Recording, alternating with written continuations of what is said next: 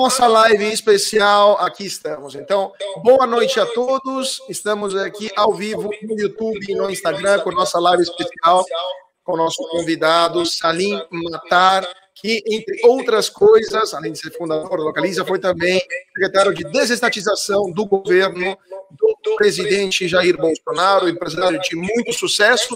E também, eu acho, o maior mérito dele, não somente econômico-cultural, foi ser responsável de ter traduzido, financiado a tradução dessa obra-prima do liberalismo no Brasil, A Revolta de Atlas, da Ayn Rand, já nos anos 80, quando o liberalismo era basicamente um meteoro no Brasil, né? Era alguma coisa, era uma estrela cometa, né? Estrela polar, quase.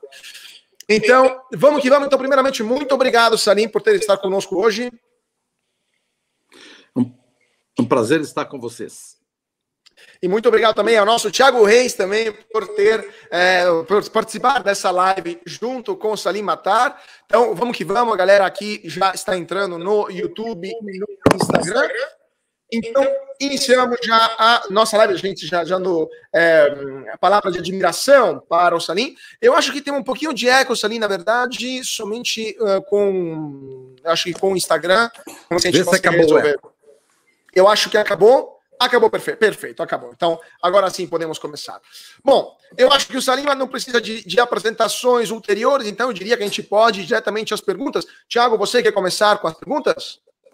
Salim, eu tenho várias perguntas para você. Eu vou concentrar mais no lado empresarial, tá? Eu vou até evitar falar de governo, você já saiu do governo. Eu queria que você contasse ao que você atribui o sucesso financeiro da sua empresa, né? Da Localiza, para quem não conhece, a Localiza é uma empresa que tem aí um sucesso muito grande. E para quem olha à primeira vista pode pensar que é um negócio comoditizado, até lá fora várias empresas têm dificuldade de operar. Ao que você atribui o sucesso financeiro da sua empresa? É muito difícil você enumerar o que é o sucesso de uma companhia em 2, 3, 4 fórmulas.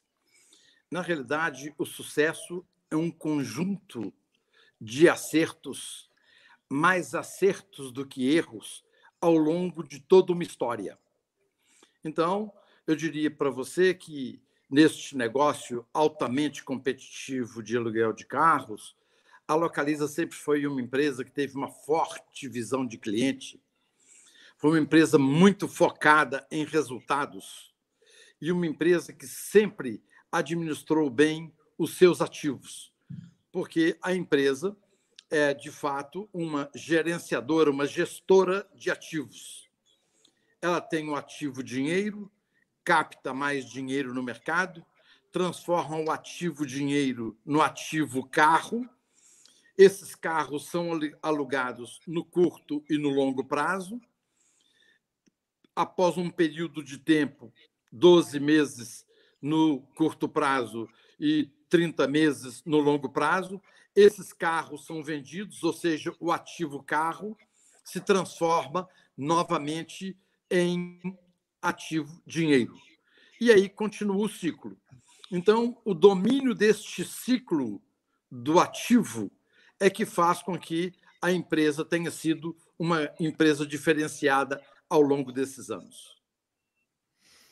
Recentemente vocês anunciaram uma fusão importante. Eu queria que você falasse um pouco dessa fusão, qual é o racional por trás. Obviamente, dentro do que você pode falar, não sei se você está limitado aí por alguma regulação. Nós não podemos comentar, peço-lhe desculpas. Sem problema, sem problema. Muita gente que acompanha a gente aqui são investidores pessoas físicas, e investidor pessoa física muitas vezes gosta de dividendos, né? E apesar da sua ação ser um sucesso aí, não é um caso de dividendos. Então, por que resposta você daria para a pessoa física que, espera dividendos? Por que a sua empresa não é uma empresa de dividendos hoje, mas talvez possa ser no futuro? Um investidor, ele tem diversas opções para investimento.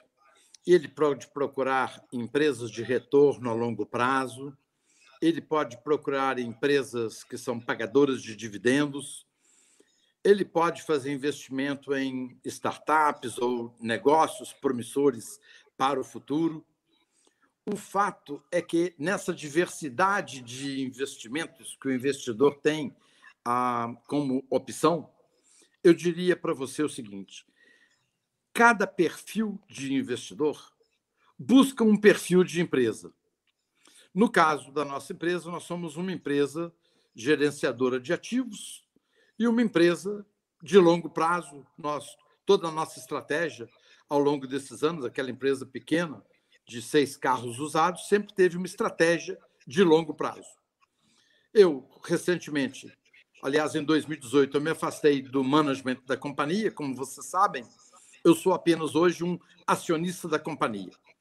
E, de uma certa forma, me sinto realizado, porque poucos empresários conseguem fazer um bom processo sucessório. E eu ter ido para o governo foi ótimo, porque assim ficou comprovado que eu tinha um robusto processo de sucessão na Localiza e demais empresas. O que vocês estão vendo, os resultados da companhia, mesmo depois que eu saí, os resultados foram, inclusive, muito melhores. Então, foi um processo de sucessão para melhor. O Eugênio, que é meu irmão, que é hoje o CEO da companhia, aliás, agora vai ser o executivo chairman da companhia, é a pessoa talhada para o presente momento. Então, eu diria que a minha fase como CEO da companhia foi lá atrás, naquele período de expansão, no período de esparramar a companhia, a marca no Brasil e na América Latina. Hoje, os desafios da companhia, o Eugênio está muito melhor preparado do que eu para os novos tempos da empresa. Como é que está seu dia a dia após a saída do governo? Como é que é a sua rotina hoje? Super divertida, porque quando eu fui para o governo, Tiago, eu fiquei 18 meses no governo. Eu fiquei tão indignado e tão inconformado com o que eu vi, que ao deixar o governo, eu não tive forças para voltar para as minhas companhias. Eu preferi dedicar meu tempo à disseminação do ideário liberal. Roberto Campos sempre dizia, brincando, que ele tinha um fantástico humor. Falou, não se preocupe, não corre o risco o Brasil de dar certo, não corre esse risco, não, fica tranquilo. Depois de ter passado pelo governo, eu fiquei indignado com o que eu vi. Realmente, existe um Estado grande demais da conta, oneroso para pagador de impostos, e então, depois que eu saí do governo, estou dedicando meu tempo a disseminar o ideário liberal, porque esta é a solução do Brasil. Sim, nós precisamos de um governo efetivamente liberal e o Brasil poderá ter realmente um grande período de crescimento. Salim, no início do governo, eu vi as suas entrevistas e você mostrava um certo grau até de empolgação e tal. O que te assustou mais enfim, o que fez você se desanimar? Foi o governo ou foi o status quo mesmo que é difícil? Eu fui para o governo porque eu sofri bullying durante um ano do Paulo Guedes. Mas também confesso para você que o discurso do candidato Bolsonaro fazia muito sentido para mim. Ele falava em fechar a empresa do trem-bala, de vender a TV da Dilma, ele falava em privatizações, ele falava em reduzir o tamanho do Estado, e eu gostava muito dessa expressão de marketing dele: tirar o Estado do cangote do cidadão. Ouvindo aquilo, eu falei, não, faz sentido. Realmente eu vou para o governo ajudar a contribuir de alguma forma para que isso aconteça.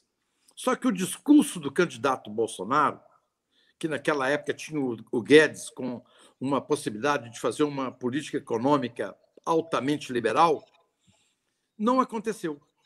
Então, o que nós temos hoje é um governo diferente do discurso do candidato. Então, eu me decepcionei, eu vi as dificuldades para privatizar, o establishment não deseja a privatização das empresas, mesmo no Palácio Planalto não desejam privatizações. Então, a minha missão era privatizar, vender estatais, reduzir o tamanho do Estado. Essa que era a minha responsabilidade. Não sendo possível fazê-la, apesar de ter vendido cerca de 84 ativos entre subsidiárias, investidas e coligadas das estatais, nós conseguimos vender cerca de 145 bilhões de reais e 84 empresas não são mais estatais, são privadas.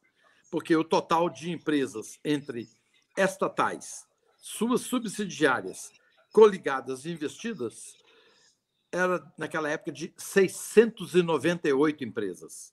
Eu consegui vender 84 e ainda resta lá, sei lá, 600 e tantas empresas a serem desinvestidas. Agora, Salim, deixa eu só para complementar, Thiago, esse ponto. Salim, o senhor saiu do governo justamente alegando essa falta de vontade, né? O senhor acha que nunca teve essa vontade ou essa vontade acabou diminuindo ao longo do tempo porque Bolsonaro se aliou, teve que se aliar, teve que se juntar ao Centrão para ter uma base no Congresso Nacional? Então, o Centrão, de fato, foi a lápide na qual acabaram sendo sepultadas, abaixo da qual acabaram sendo sepultadas as ideias liberais desse governo? O que aconteceu é o seguinte, é preciso a gente retornar um pouquinho na história. Os sociais-democratas governam o país desde 1985. Eu incluo, inclusive, o presidente Bolsonaro como um social-democrata. O discurso dele foi liberal quando candidato, mas depois que ele assumiu o governo, ele se transformou num social-democrata, igualzinho aos governos anteriores. Não há nenhuma diferença, somos todos os governos iguais. E mais, os sociais-democratas, em 1988, deixaram um legado que é a Constituição Cidadã. Essa Constituição ela foi a origem de todas essas mazelas do Brasil, como, por exemplo, o gigantismo do Estado. Nenhum país do mundo tem uma justiça eleitoral com 25 mil servidores. Normalmente, a justiça eleitoral em outros países é um grupo pequeno de pessoas e usa-se a justiça comum nos períodos de eleição. Então, nós construímos um Estado muito gigantesco.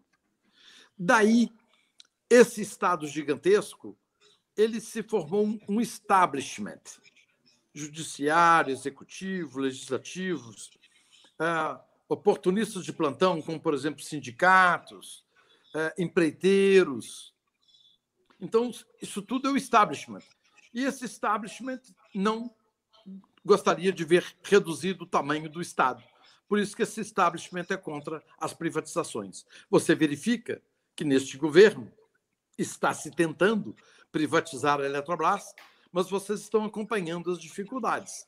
É porque não há uma boa vontade para privatizações.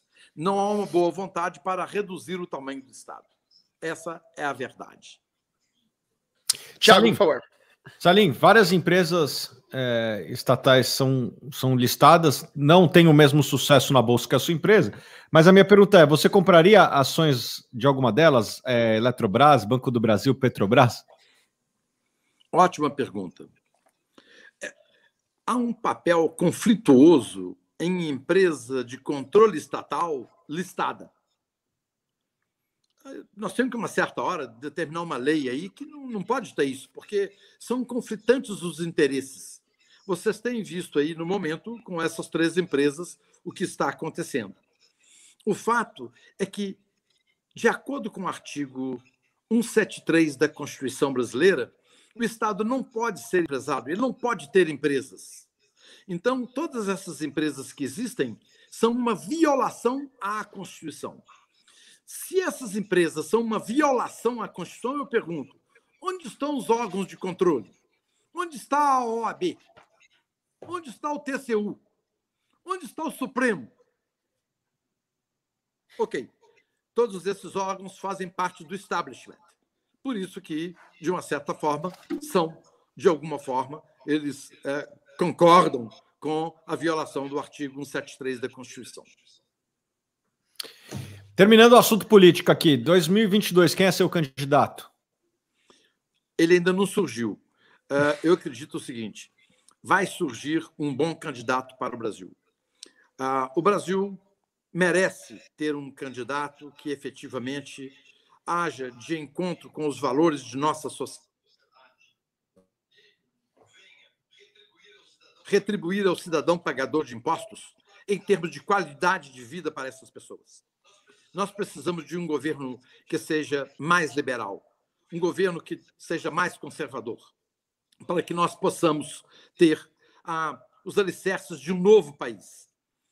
Os brasileiros pagadores de impostos, nós temos hoje cerca de 28 milhões de brasileiros dependentes do auxílio emergencial. Isso significa que a pobreza no Brasil aumentou. A pobreza aumentou, mas o Estado não diminuiu de tamanho. Nós temos R$1 trilhão em estatais. O governo prefere ter R$1 trilhão em estatais do que pegar R$1 trilhão e, de alguma forma, uma parte disso pode ir para auxílio emergencial. Podemos construir casa para todos os 5.850.000 brasileiros que não têm teto. Podemos dar uma casa para cada um e ainda sobra R$400 bilhões. Nós podemos fazer o maior programa assistencial do mundo, fazer com que a economia funcione. Mas a opção, porque governar, a gente se aprende de economia. Governar é alocar recursos. Então, na hora que o governo diz eu prefiro ter estatais, ele está dizendo eu prefiro alocar recurso em estatais a construir casa para todos os brasileiros e ter R$400 bilhões para fazer obras de saneamento, auxílio emergencial e outras coisas. Não, eu prefiro ter R$1 trilhão em empresas. Então, essa é a opção do governo. Ter um Estado grande, gigantesco, e não solucionar os problemas de nossa sociedade. Agora, Salim, só queria complementar, Thiago, essa questão que ele falou do liberalismo no Brasil. Precisamos de um governo mais liberal, até de um congresso mais liberal, provavelmente. O senhor tenta divulgar as ideias liberais do Brasil desde os anos 80 e, de fato, ainda é uma pequena parcela da população que se reconhece nesses ideais. Por que tão difícil exportar, né, Brasil afora, vamos dizer assim, levar o Brasil afora os ideais liberais? Qual que é a resistência intelectual contra esses ideais? O Brasil está sendo governado pelos sociais-democratas nos últimos 35 anos e moldou a sociedade brasileira. As escolas brasileiras são todas progressistas e de esquerda. Então, moldou o cidadão brasileiro, fez com que o cidadão brasileiro gostasse do Estado, que servisse o Estado, quando deveria ser o contrário. O Estado deveria servir o cidadão. Mas, depois de 35 anos, a nossa sociedade está apática, anestesiada pelos sociais-democratas. Por isso que está tão impregnada a social-democracia no Brasil, que daí a dificuldade da difusão das ideias liberais. Salim, se você fosse eleito aí, ou o próximo presidente fosse eleito, qual que você acha que seria as top 3 coisas que você faria, ou que o novo presidente que você votou aí deveria fazer? Longe de eu ser eleito, eu diria para você o seguinte: o que deu certo no mundo? Estados Unidos, redução de impostos no governo Reagan, alavancou a economia americana durante 20 anos. Verifiquemos o que a Margaret Thatcher fez na Inglaterra. Vendeu as estatais, enfrentou os sindicatos. Então, a receita de bolo não é complexa. Nós precisamos reduzir o tamanho do Estado. Nós precisamos libertar do indivíduo o seu espírito empreendedor. Nós temos que ser um facilitador de negócio, porque quem cria emprego e gera receita é o microempresário, o pequeno empresário, o grande empresário, o empreendedor, o indivíduo que está abrindo uma startup. Eles têm que ter todo o nosso apoio do governo, porque eles são, de fato, as pessoas que geram emprego dentro da sociedade. Então, nós, os cidadãos normais, somos pagadores de impostos, enquanto as pessoas que estão no governo são os consumidores de impostos. Nós temos que inverter, reduzir o número de consumidores de impostos para a gente poder reduzir o tamanho da carga tributária brasileira. Então, a redução de impostos se faz de forma importante para reduzir o tamanho do Estado. A melhor forma de reduzir o tamanho do Estado é você reduzir a carga tributária, porque o Estado tem que se ajustar ao tamanho da arrecadação. Então, nós temos Estado demais, nós temos governo demais, nós precisamos de mais liberdade para o cidadão, nós precisamos de mais liberdade para empreender, nós precisamos de mais mercado e menos Estado, mais mercado, menos legislação. Salim, vamos voltar para a sua vida empresarial. Como é que está a sua vida empresarial? Você se aposentou de vez? Como é que é? Você investe em startup? O que você está fazendo?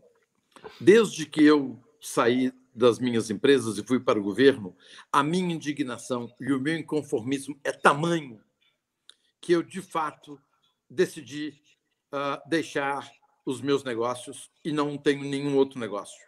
O meu negócio hoje é, de alguma forma, de uma forma humilde, simples, contribuir para que tenhamos um Brasil melhor.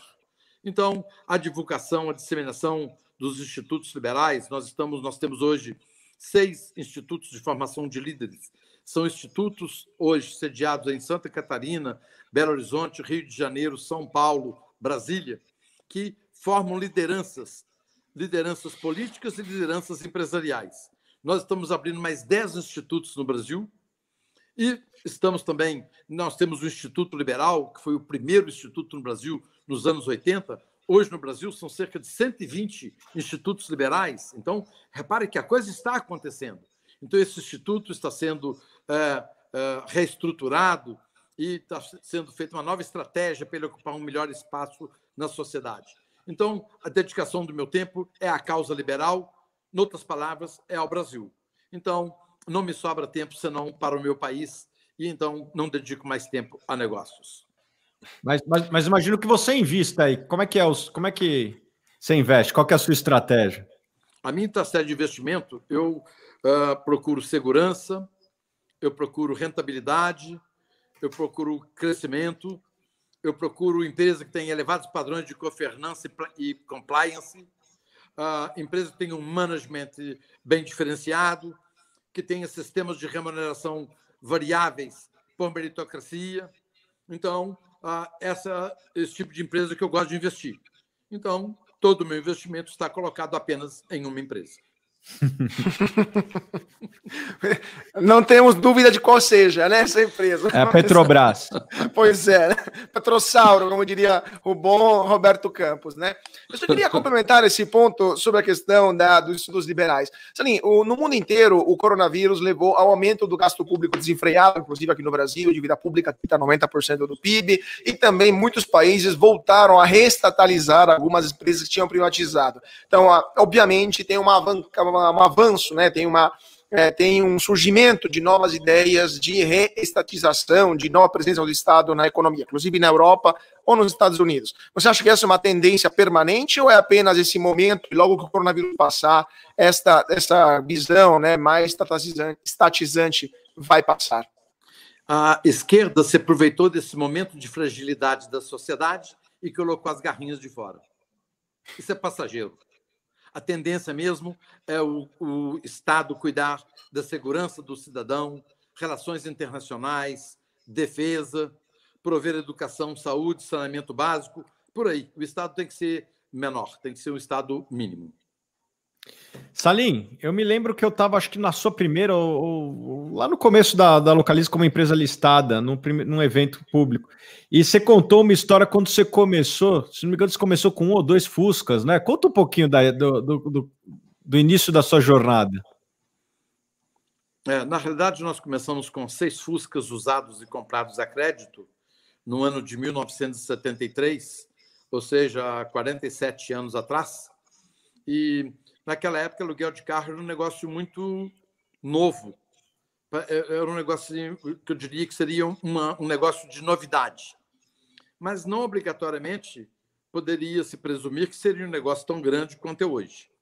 O fato é que nós iniciamos aquele negócio no Brasil, em Belo Horizonte, deu certo, e nós expandimos Brasil afora, e hoje nos transformamos nessa companhia desse porte que vocês veem. A coisa mais interessante é que a Localiza nasceu durante o primeiro choque do petróleo, em 1973, naquele momento que se falava que iria faltar petróleo e que o preço do petróleo iria subir às alturas. Depois, em 1978, no segundo choque do petróleo, a Localiza iniciou a expansão dela, exatamente no momento de crise de petróleo. Então, eu diria que a Localiza é uma empresa que foi vacinada pela crise. Uma empresa que passou pelo período de inflação no Brasil de 3% ao dia.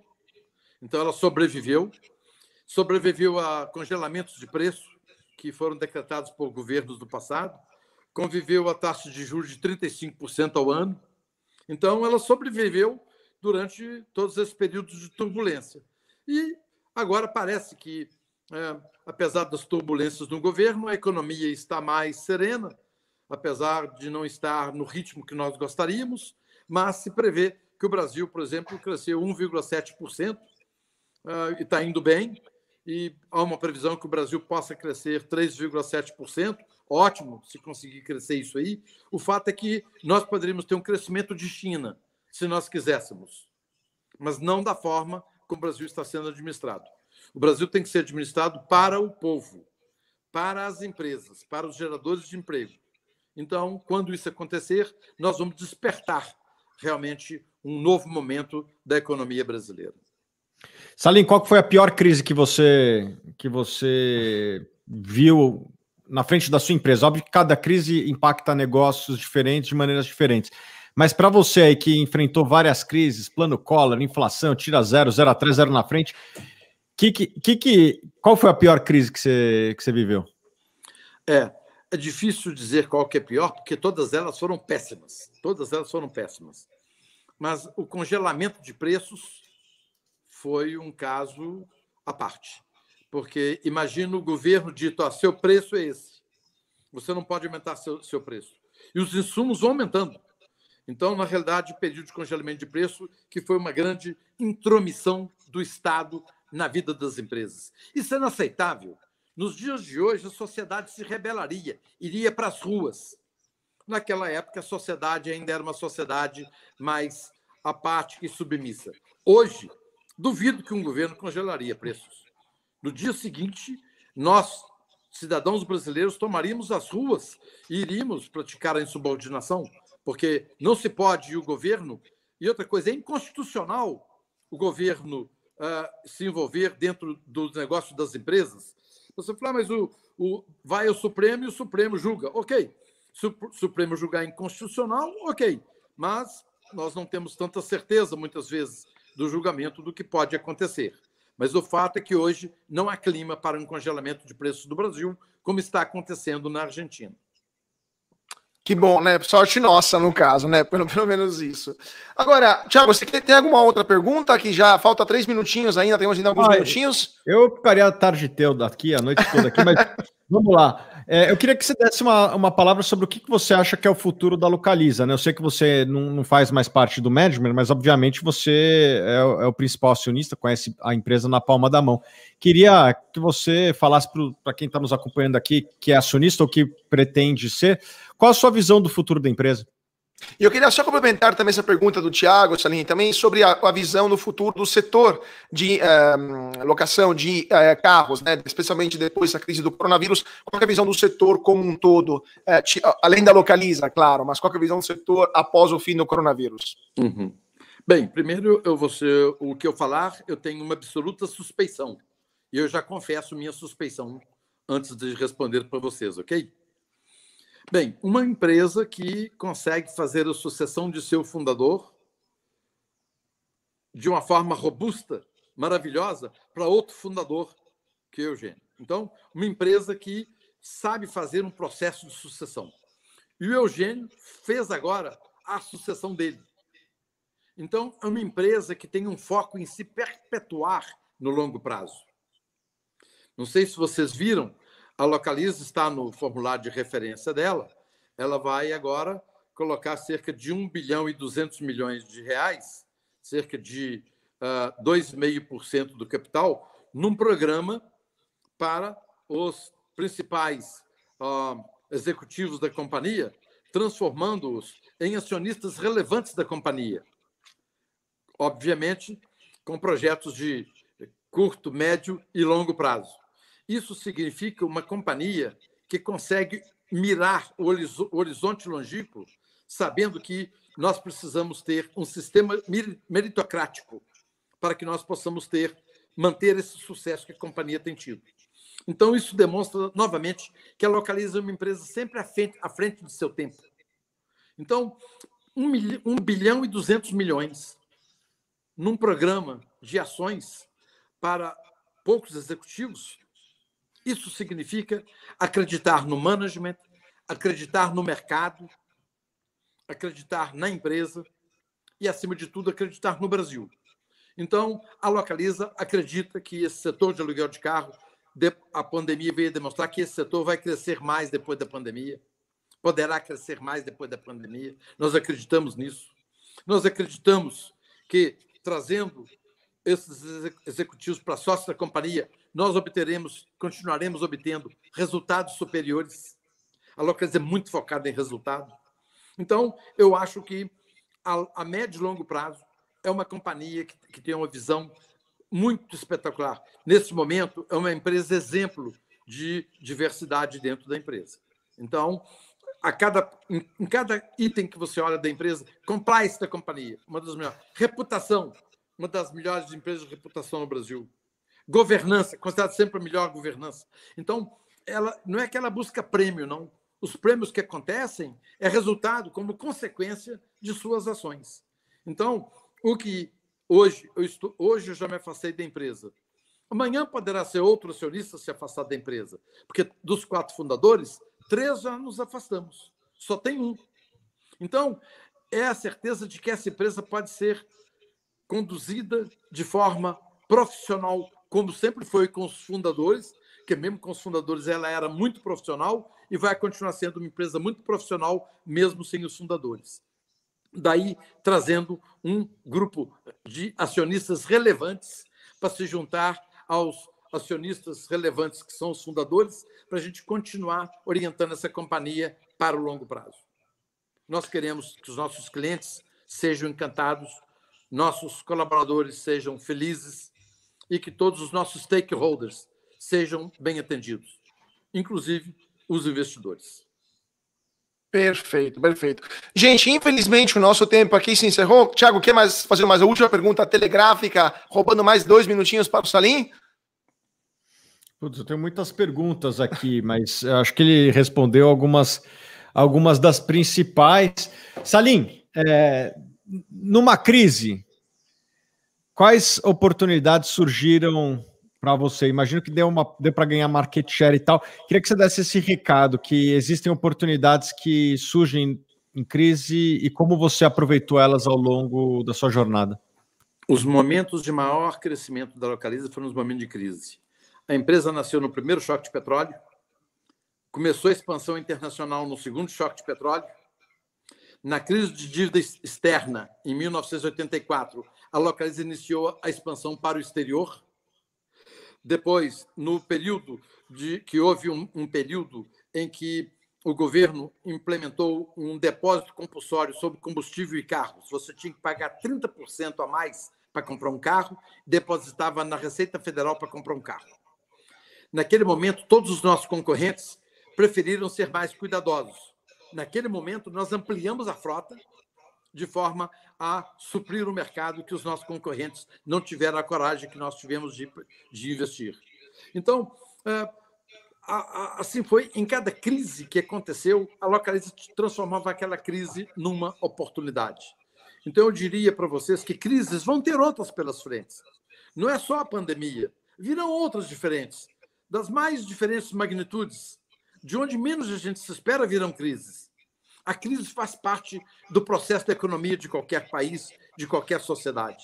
Então, o que a gente tem é que saber responder a essas crises. Saber responder a essas crises na velocidade correta, na dimensão correta. É isso que as empresas têm que fazer. Perfeito, perfeito. Então, infelizmente, nosso tempo acabou. Também teria 200 perguntas aqui para o Salim, papo ótimo. E eu queria agradecer muitíssimo o Salim Matar, fundador da Localiza e ex-secretário do governo, para as desestatizações, por ter estado conosco hoje. Foi um prazer e uma honra tê-lo conosco. Muito obrigado. Obrigado vocês e a todos os seus seguidores. Por favor, não deixem de ler o livro A Revolta de Atlas. Eu vou mostrar aqui de novo, vou mostrar aqui. Mostrar aqui uma das grandes feitos do Salim, de fato, foi o financiamento da tradução desse livro. E muito obrigado também ao nosso Thiago Reis por ter estado conosco hoje nessa live especial. Obrigado, Carlos, obrigado, Salinha. Eu tenho um prazer enorme de conversar com quem fundou empresas vitoriosas do Brasil. Eu adoro conversar com fundador de empresa listada, em especial. Então, eu queria aqui agradecer a sua presença, Salinha. E quem quiser seguir você aí nas redes sociais e acompanhar o seu trabalho agora, Salinha, como é que faz? Hashtag SalimmaterBR. Isso aí. Instagram. É isso aí. Perfeito. Muito obrigado mais uma vez. Sigam a gente nas redes sociais também. E a gente se vê daqui a pouco, nossa live do Suno Notícias. Até mais.